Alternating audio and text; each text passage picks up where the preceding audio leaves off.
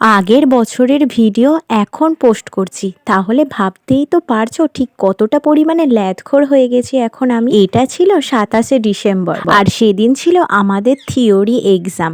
আর সেই জন্য আমি কিন্তু একদম ভোর 4টের সময় উঠে একটু পড়ছিলাম, তার কারণ সারা বছর তো কিছুই পড়িনি, তো ওই জন্য পরীক্ষার দিনে আমি পড়তে বসেছিলাম। আর তারপরে কিন্তু আমি 6টার মধ্যে রেডি হয়ে গিয়েছিলাম। আর সেই টাইমটাতে কিন্তু প্রত্যেক দিন প্রচুর কুয়াশা থাকতো, আর আমি বাড়ি থেকে বেরিয়েছিলাম 6:45, তো সেই জন্য আমাকে কিন্তু আমার বাপিও এগোতে গিয়েছিল।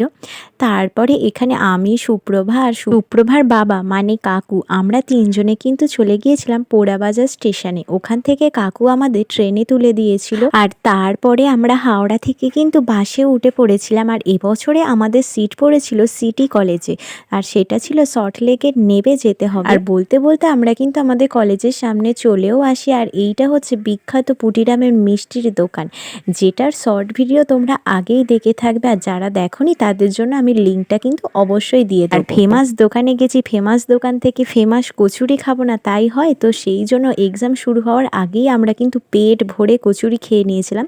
তারপরে ফার্স্ট হাফ হয়ে যাওয়ার পরে আমরা কিন্তু আবার টিফিন করে নিয়েছিলাম। তারপরে কিন্তু আবার সেকেন্ড হাফের এক্সাম শুরু হয়ে গিয়েছিল। তারপর তো আমরা এক্সাম দিয়ে বাইরে বেরিয়েও পড়েছিলাম। আমাদের এক্সাম কিন্তু মোটামুটি ভালোই হয়েছিল সকলের। আর এক্সাম ভালো হওয়ার খুশিতে আমরা কিন্তু সকলে মিলে চলে গিয়েছিলাম ইন্ডিয়ান কফি হাউস।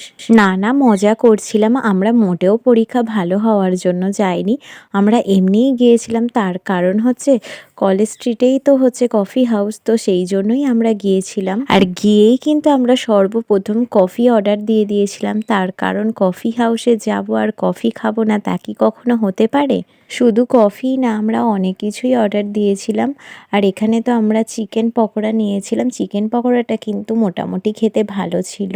আর তারপরে চলে এসেছিল কফি। সত্যি কথা বলতে কি, এখানে কফিটা কিন্তু একদমই বাজে খেতে ছিল। কোল্ড কফিটা খেতে ভালো হলেও কিন্তু এই হট কফিটা কিন্তু একদমই বাজে খেতে ছিল, সেটা তোমরা আমার মুখের রিয়াকশান দেখেই বুঝতে পারছো। আমার তো পার্সোনালি খুব খারাপ লেগেছে, আর আমার বলে না, আমার তো সমস্ত ফ্রেন্ডেরও খারাপ লেগেছে। এদের সমস্ত মুখের এক্সপ্রেশন দেখলেই তোমরা বুঝতে পারবে যে এদের ঠিক কেমন লেগেছে।